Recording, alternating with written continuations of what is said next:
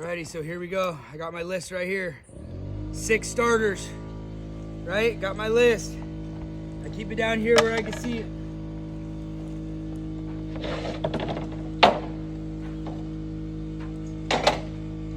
Scribe and 7s.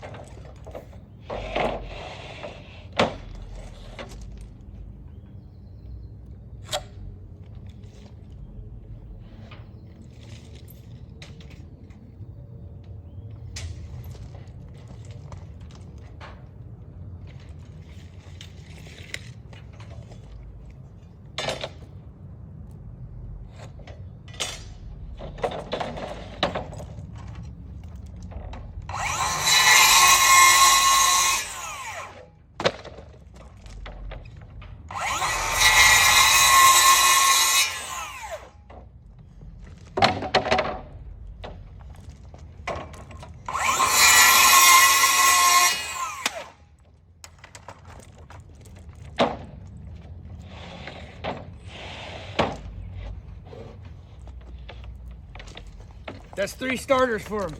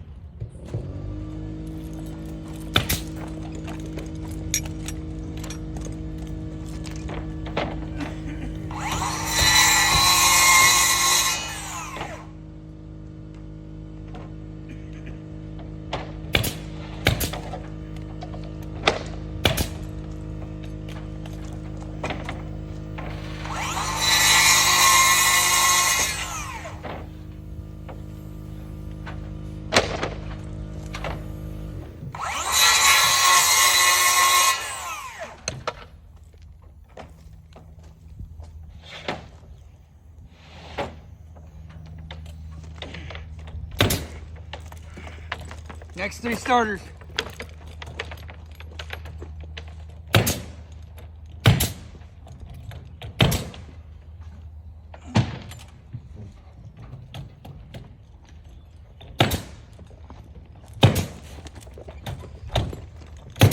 Now I've pre-scribed a few boards. That way, as soon as he's ready with finisher numbers, then I'll be ready to cut those.